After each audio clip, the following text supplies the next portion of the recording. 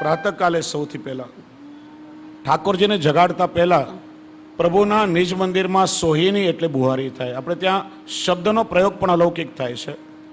સાવરણી ઝાડો જેવા લૌકિક શબ્દનો પ્રયોગ ન થાય, કેમ કે આ પ્રભુના સુખ માટે છે, એટલા માટે સોહિની કહેવાય. પ્રભુને જગાડતા પહેલા નિજ મંદિર આદિમાં સોહિની થાય. પ્રભુના સન્મુખમાં ક્યારે પણ આપણે ત્યાં સોહિની થતી નથી.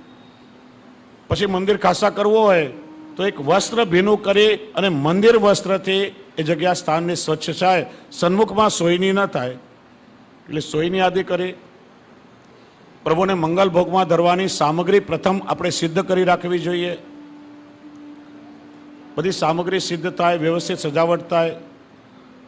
જે ગાદી પર ઠાકોરજી બિરાજે એ ગાદીજી, એ બધા સિંહાસન, એના પર આછો અત્તરવાળો હાથ ઘસીને ધીરા કોમલ હાથે આપણે સ્પર્શ કરીને અત્તર સમર્પિત કરવું જોઈએ કે જેનાથી વસ્ત્ર આદિમાં ડાઘા ના પડે. અને નિજ મંદિરમાં પ્રવેશ કરતા પહેલા સ્નાન આદિ કરી પ્રભુના પાત્ર ઇત્યાદિ આપણે ખાસા કરીએ, સ્વચ્છ કરીએ. ત્યારે સમય સમય પર બોલવાના જે શ્લોકો છે, શ્રીમદ ગોપીનાથ પ્રભુચરણ વિરચિત નિત્ય સેવા વિધિ છે, એ ગ્રંથ આપને મળે તો એમાં બધા જ શ્લોકો કયા સમયે કયા શ્લોકો બોલાય, કઈ રીતે વિજ્ઞપ્તિ થાય એનું નિરૂપણ કરવામાં આવ્યું છે. પ્રાતરુત્થાય સવિધાનમ સ્નાત્વા શ્રીમદાચાર્યાન સ્મૃત્વા ભગવત મંદિરમ પ્રાયરમિત્વા નમસ્કૃત્ય માર્જનાદિકમ કુર્યાત. અર્થાત સવારમાં વહેલા ઉઠીને વિધિપૂર્વક સ્નાન કરી શ્રી મહાપ્રભુજીનું સ્મરણ કરીને ભગવત મંદિરની પ્રાર્થના કરી, પ્રભુના મંદિરને દંડવત કરી, પાત્રો વગેરેને સ્વચ્છ કરી ખાસા કરીને માંજવા જોઈએ. ત્યાર પછી વિજ્ઞપ્તિ થાય, ભગવત ધામ ભગવન નમસ્તે લંગ કરો સ્મિતત અંગીકુરુ હરેર્ય સ્નાત્વા પાદોપસ્પર્શનમ. ભગવાન સમા હે ભગવાન મંદિર. ભગવત મંદિર પણ ભગવત રૂપ છે, ધ્યાન આપો. ઠાકોરજી જે નંદાલયમાં બિરાજે છે એ આપણે ત્યાં બિરાજતું મંદિર પણ ભગવત ગૌલોક ધામનું સ્વરૂપ છે અને પણ ભગવત રૂપ મનાય છે. એટલે ભગવાન સમા હે ભગવત મંદિર, આપને નમસ્કાર. અને હું એ મંદિરને શણગારું છું. અને મંદિરમાં નંદાલયમાં આપણે પગ આદિ મૂકીએ તો પગનો સ્પર્શ થવાથી દોષ ન લાગે, એટલા માટે પ્રભુને ક્ષમા યાચના કરીએ છીએ. તો આ શ્લોક બોલી બધી સજાવટ કરી અને પછી ઘંટાનાદ થાય. 3 વખત ઘંટાનાદ થાય છે. જો મર્યાદા માર્ગમાં વેદના મંત્રોની રૂચાથી પ્રભુનું અર્ચન થાય, પણ આપણે ત્યાં મંત્રોની પ્રધાનતા નથી. એટલા માટે જે ઘંટાજી ઉપર ગરુડ હોય, જો શૈવ પરંપરામાં નંદીવાળા ઘંટાનો વિનિયોગ થાય, પુષ્ટિ માર્ગમાં ઘંટાજી ઉપર ગરુડજી હોવા જોઈએ, રામ મંદિરમાં ઘંટાજી ઉપર હનુમાનજી વિરાજતા હોય. તો આ ઘંટાના જ્યારે થાય ત્યારે વેદ ધ્વનિ સ્વરૂપ છે. ભગવાનના ગરુડજી છે જ્યારે ઉડે ત્યારે એમના પાખમાંથી વેદનો ધ્વનિ પ્રવાહિત થાય છે.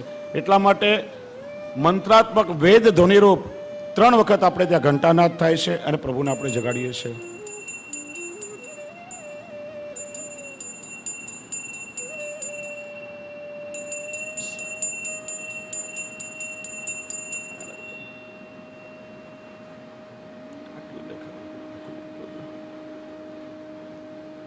તો ઘંટાનાદ કર્યા પછી ઠાકોરજીને કઈ રીતે જગાડવા એ ક્રમ હવે આપને ધવલભાઈ બતાવશે. જો પ્રભુને આપણે જગાડીએ ત્યારે સીધું ઠાકોરજીને આપણું મોઢું ના બતાડાય. એટલે હાથમાં એક દર્પણ લઈ શૈયાની ચાદર ઊંચી કરી અને એ દર્પણમાં ઠાકોરજીને પોતાનો મુખારવીનું દર્શન કરાવાય. કેમ કે દર્પણ એ સ્વામીજીના હૃદયના ભાવ સ્વરૂપ છે. સ્વામીજીના હૃદયમાં ઠાકોરજી પોતાના મુખારવીનું પ્રતિબિંબ નિરખે અને ઠાકોરજીને દર્પણનું દર્શન કરાવી પછી ચાદર વળી થાય અને પછી આપણે પ્રભુને જગાડીએ. સેવામાં પ્રવેશ કરતા પહેલા આપણા હાથમાં સુગંધી અત્તરનો સ્પર્શ થવો જોઈએ અને આપણા દેહ પર પણ અત્તર સમર્પિત થવું જોઈએ. કારણ કે આપણા શરીરની દુર્ગંધ આદિ પ્રભુને ના આવે.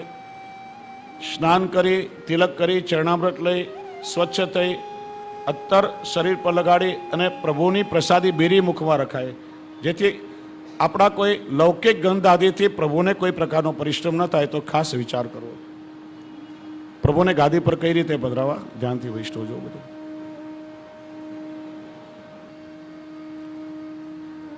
પ્રભુને જ્યારે સિંહાસન પર પધરાવીએ ત્યારે શ્લોક બોલવો જોઈએ. સિંહાસનમ મદ્રુત્મ પદ્મરૂપમ સજ્જી કરોમ્યહમ શ્રી ગોપીશોપવૈશાર્થમ તથા તદ્યોદગતામ ભજ. શ્રી ગોપીશ પ્રભુના આસન માટે મારા હૃદય કમલરૂપ સિંહાસનનું સજ્જ કરું છું. તો એ પ્રમાણે ભાવાત્મક સ્વરૂપે મારું હૃદય કમલ સ્વચ્છ થાવ અને મારા હૃદયરૂપી સિંહાસન પર ઠાકોરજી આપ કૃપા કરીને બિરાજો. તો આ રીતે ઠાકોરજીને આપણે ગાદી પર પધરાવીએ છીએ. ત્યાર પછી મંગલ ભોગની સજાવટનો ક્રમ આપને બતાવવામાં આવશે. તમને ઝૂમમાં બતાવવામાં આવશે કે કઈ રીતે મંગલ ભોગની સામગ્રી ઠાકોરજીને દૂધના પાત્રમાં કટોરી થાય, માખણ મિશ્રી બુરા દૂધઘરની સજાવટ કઈ રીતે થાય. ઠાકોરજીના દૂધ છે, દહીં છે, માખણ, બોરું, દૂધઘરની સામગ્રી, અંસકડીની સામગ્રી અને ઘી, આ પ્રકારે મંગલભોગની સજાવટ થાય. ઘી અને દૂધઘરની સામગ્રીની અનિવાર્યતા નથી, પણ મંગલભોગમાં ઠાકોરજીની વિશેષ રૂપે દૂધ, દહીં, માખણ, બોરું અને દૂધઘર જે વૈષ્ણવ ધરતા હોય તે દૂધઘરના 2 નંગ, અને જે લોકો સખડી કે અંસકડીની સેવા પહોંચતા હોય તો એ અંસકડીના 2 નંગ મંગલભોગમાં અવશ્ય ધરવા જોઈએ. આ પ્રકારે મંગલભોગની સજાવટ થાય. હવે મંગલભોગનો સમય વૈષ્ણવને ત્યાં કમસે કમ 12 મિનિટનો રહેવો જોઈએ. લૌકિક ઉદાહરણ આપીને સમજાવું કે આપણે જાગીને સવારે બ્રેકફાસ્ટ કરીએ, નાસ્તો કરીએ તો ઓછામાં ઓછો એટલો સમય આપણને લાગે. તો પ્રભુને મંગલભોગ ધરી અને મંગલભોગનો સમય કમસે કમ 12 મિનિટનો રહેવો જોઈએ. ત્યાં સુધી ઠાકોરજી ભાવથી આરોગે. પ્રભુને પાત્રમાં જ્યારે આપણે સામગ્રી સાજીએ ત્યારે એ સમય શ્લોક બોલવો જોઈએ. સ્વામિની કર રૂપાણી ભાવ સ્વર્ણમયાની શ્રી કૃષ્ણ ભોજ્ય પાત્રાણી સંતો મેં મત કૃતાની. અર્થાત કે મારાથી તૈયાર કરાયેલા શ્રી સ્વામીજીના કર સ્વરૂપવાળા ખરેખર સોનાનો જ હોય એવા પ્રભુના ભોજન માટે પાત્ર સિદ્ધ થવું. કેમ કે સામગ્રી સ્વયં સ્વામીજી ઠાકોરજીને રોગાવતા હોય છે અને સ્વામીજીના કરરૂપ સુવર્ણના પાત્ર સિદ્ધ થાય એ ભાવથી આ શ્લોક બોલવામાં આવે છે. આજે શ્લોક બોલવાનો ક્રમ છે. જે પણ વૈષ્ણવને જોઈશે તો અહીંથી પછી એની ઝેરોક્સ કે એની પ્રત વૈષ્ણવને મળી શકશે. સમય સમયે આપ મેળવી શકશો અહીંથી. તો આ નિત્યક્રમમાં શ્લોક પણ આપ ઘરે યાદ રાખી શકો વૈષ્ણવ. અત્યારે આપને સ્પષ્ટ ના સમજાય કે લખી ના શકો, દરેકને મળશે. ઠાકોરજીને આપણે ઘંટાનાદ કરતી જગાડીએ જ્યારે આપણે, ત્યારે આ શ્લોક બોલવો જોઈએ. ઉદયતે સવિતાનાથ પ્રિયાસ જાગૃહી અંગે કુરસ્વ મત સેવામ સ્વીયત્વત્વેન મામ ઋણુ.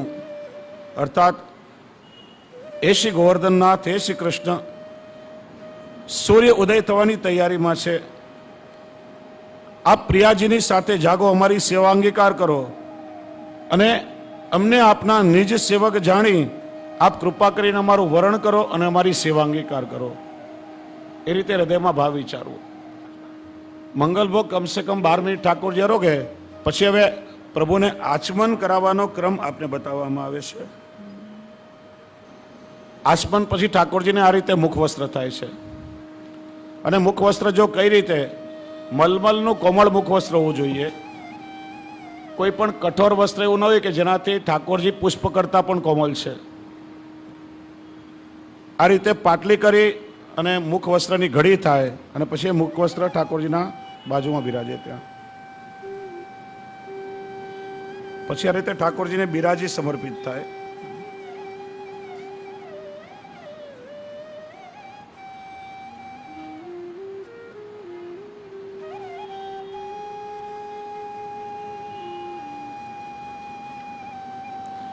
ઠાકોરજીને બીરી ધરતી વખતે તાંબુલમ સ્વપ્રિયા વક્ત્ર સૌરભ્યરતિ સંયુતમ ગૃહાણ શ્રી ગોકુલાધીશ તત્ કપોલાભ પાંડુરમ.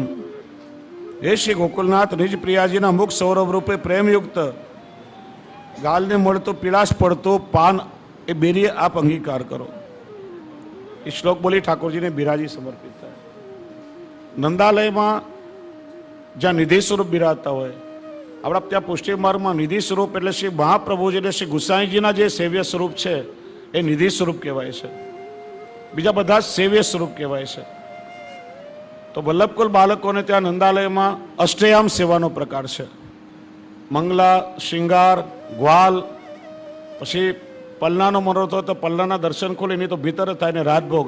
સાંજે ઉત્તાપન, ભોગ, સંધ્યા અને શયન.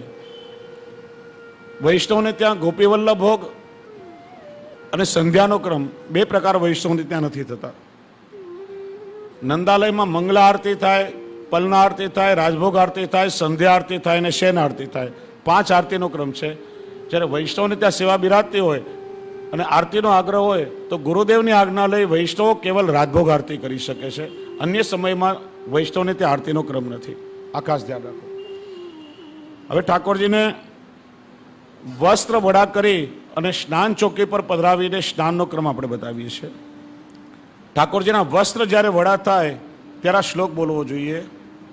રમણાતિ ભરાદ્ર રાત્રિ વસ્ત્રાણ્યા ભૂષણાની મૃગજાની ચ વસ્ત્રાણી પ્રસિદ્ધોત્તારયામિ તે.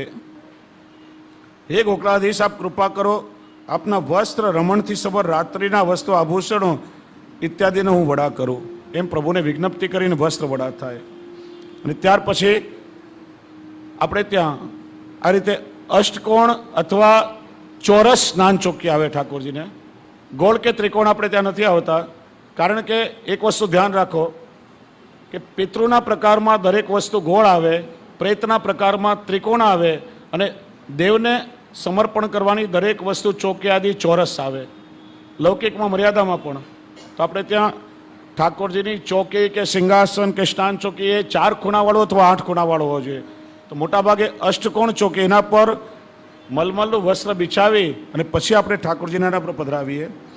અને ઉષ્ણકાળના દિવસો, ત્યારે ગરમીના દિવસો છે તો સાવ એકદમ સતપ જલ હોવું જોઈએ, જરા પણ બહુ ગરમ નહીં. એનાથી ઠાકોરજીને સ્નાન થાય. અને શીતકાલ હોય, શિયાળો હોય તો સેજ ઠાકોરજીને સુહાય એવા તાતા ઉષ્ણોદકથી, ઉષ્ણ જલથી ઠાકોરજીને સ્નાન થાય.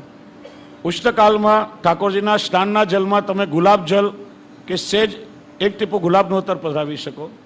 શીતકાળમાં જલમાં ગુલાબ જલ નથી પધરાવાતું. સ્નાન કરાવતી વખતે આ શ્લોક બોલાય. સ્નેહાત્મ ગંધ તૈલેન પ્રિયા ગંધાતિ ચારુણા અભ્યક્તો મંગલા સ્નાનમ કુરુ ગોકુલ નાયક. અર્થાત હે શ્રી ગોકુલનાથજી, આપને સ્નેહસભર સૌરભવાળા તેલથી તથા પ્રિયાજીના અતિ સુંદર સૌરભથી લેપન કર્યું છે, તે થકી આપ કૃપા કરીને હવે મંગલ સ્નાન કરો. ઠાકોરજીને જ્યારે સ્નાન થાય ત્યારે કંઠેશ્વરી, તિલક બધું જ વડું થઈ જાય, શ્રીકંઠમાં કંઈ ન રહે. ખાલી જે વૈષ્ણવ નેત્ર ઠાકોરજીને ધરાવતા હોય, કટાક્ષ નેત્ર અથવા તો અંજનના નેત્રો, એ ક્યારે પણ વડા ન થાય. એ કેવલ અભ્યંગ સમય વડા થાય. આ વૈષ્ણવે ધ્યાન રાખવું. આપણે ત્યાં જ્યારે જ્યારે લેખ હોય ત્યારે કેવલ પ્રભુને અભ્યંગ થાય. અને ઉનાળામાં અત્યારે ઉષ્ણકાળમાં ઠાકોરજીને ઓસરાના અભ્યંગ થાય. દર અઠવાડિયામાં ઠાકોરજીને એકવાર અભ્યંગ થાય. પણ એ અભ્યંગ મંગળ કે શનિવાર પ્રભુને ન થાય, એનું પણ ખાસ ધ્યાન રાખવું. લેખનો અભ્યંગ હોય ત્યારે કોઈ વાર કે દિવસ જોવાતો નથી, પણ ઓસરાના અભ્યંગમાં મંગળ કે શનિવારે અભ્યંગ ન થાય તો એ ઠાકોરજીને 4 લોટેથી સ્નાન આપણે કરાવીએ છીએ. પેલા ઠાકોરજીના બંને ચરણારવિંદ પર જલ પધરાવી અને પછી મસ્તક પર અને સર્વાંગ પર ઠાકોરજીને જલ પધરાવી. આ રીતે 4 લોટેથી ઠાકોરજીને સ્નાન થાય.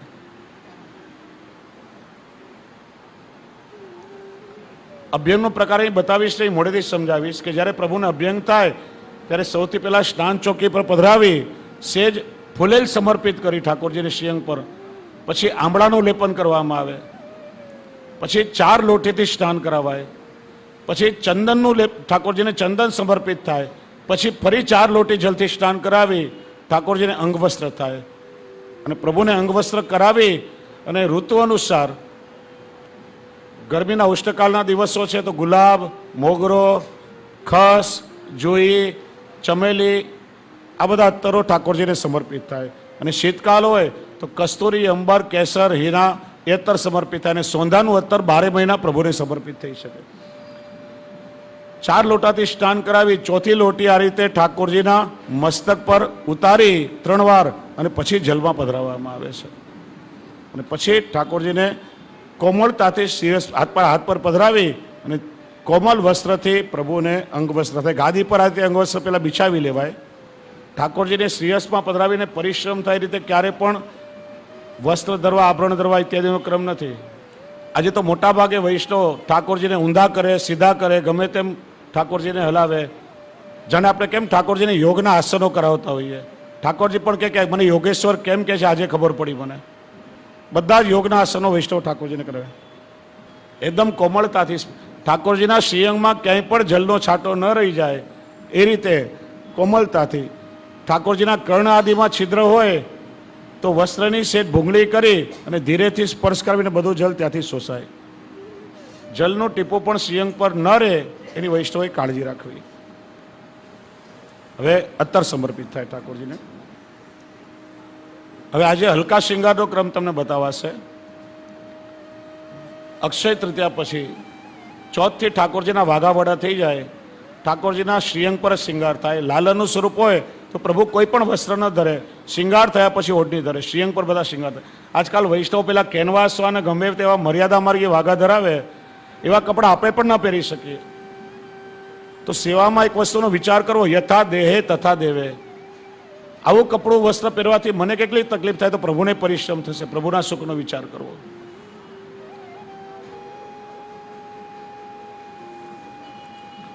ઠાકોરજીને અત્તર સમર્પિત કરી સૌથી પહેલા મસ્તક પર તિલક ધરાવવું જોઈએ. પછી કંઠાભરણ અને કંઠેશ્વરી ઠાકોરજી ધારણ કરે.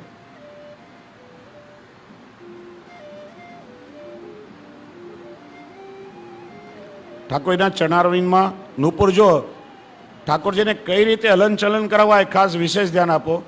ઠાકોરજીને આખા અધ્ધર પધરાવીને નુપુરની પ્રભુને ઓછામાં ઓછો પરિશ્રમ થાય ગાદી પર એ રીતે ઠાકોરજીને વસ્ત્ર ધરાવે.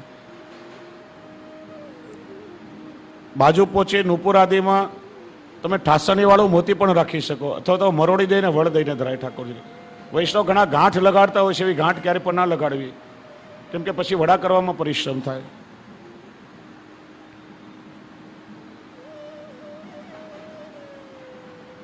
આ પ્રભુને કટીપેશ ધરવાનો ક્રમ છે, જેને આપણે કંદોરો કહીએ.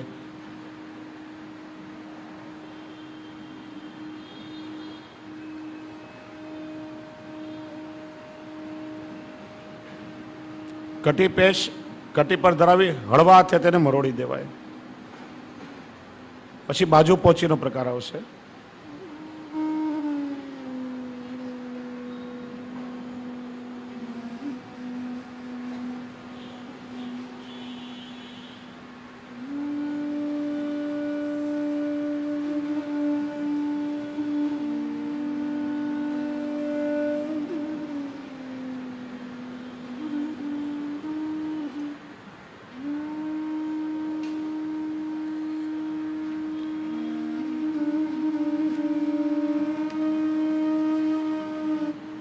ઠાકોરજીને જ્યારે આપણે શૃંગાર કરીએ ત્યારે શ્લોક બોલાય, વ્રજેશ રસ રૂપાત્મં શૃંગારમ રચયાત્મ્યહમ સ્વીકુરુસ્વ તદીયાત્વાદ સ્વપ્રિયાવત કૃતમ ઋષિ. હે વ્રજનાથ, રસ રૂપાત્મક શ્રી કૃષ્ણ જેમ નિજ પ્રિયાજીએ રાત્રે કર્યું તેમ હું આપને સુંદર શૃંગાર કરું છું અને શૃંગાર ભાવથી આપ ધારણ કરો.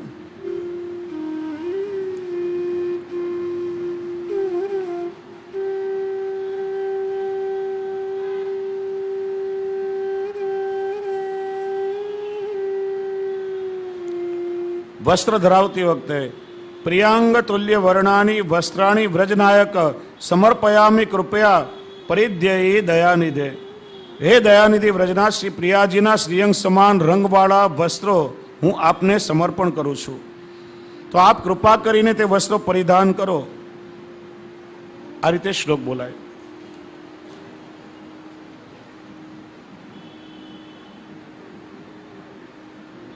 બાકી વિશેષ શ્લોકાત્મક ક્રમ અત્યારે હવે લેતો નથી, કેમ કે લાંબો વિશેષ પ્રકાર છે. જે પણ વૈષ્ણવને જોઈએ તો એ કોપી આપ મેળવી લેશો અહીંથી.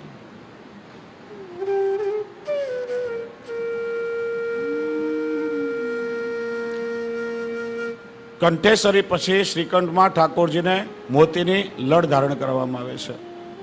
કટીપેશ, બાજુ પોચી, નુપુર આદિ તમે દર્શન કર્યા.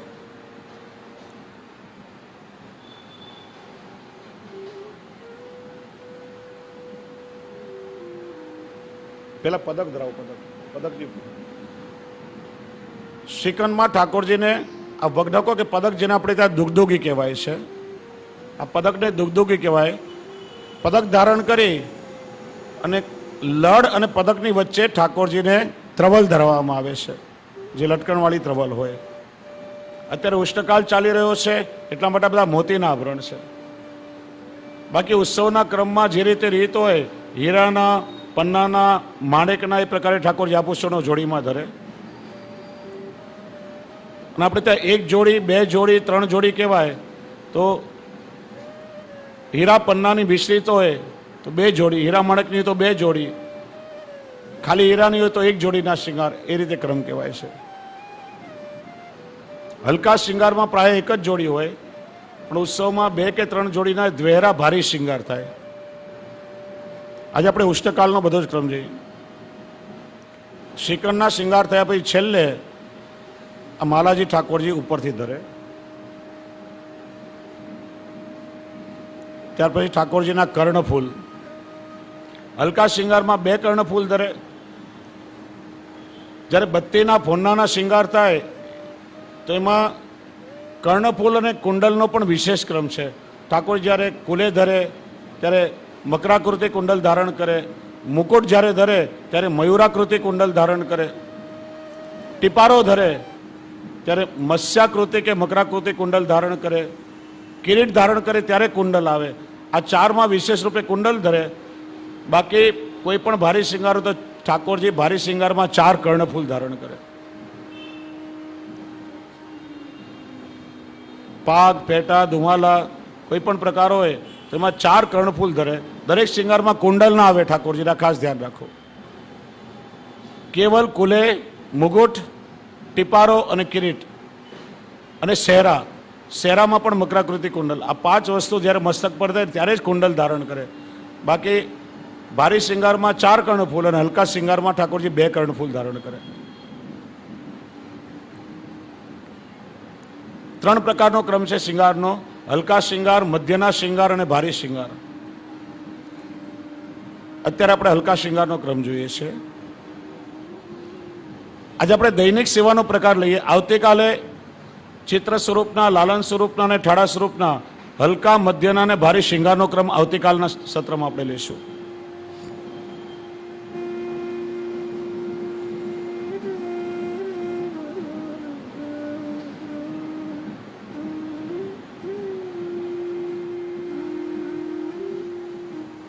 ઠાકોરજીના છજ્જેદાર પાગધરી છે.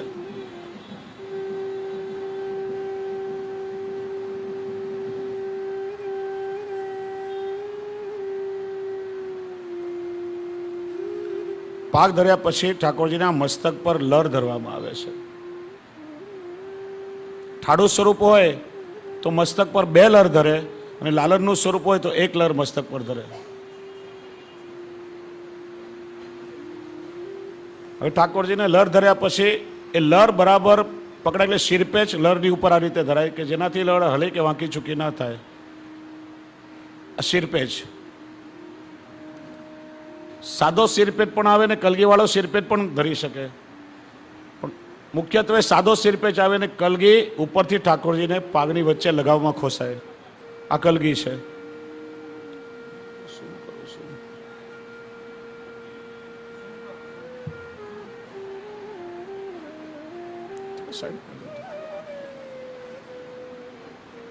સાઈડ પે આગળ.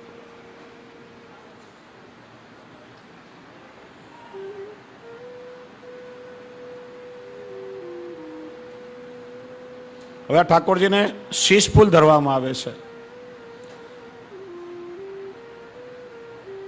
જો મારી સામે ધ્યાન આપો જરા.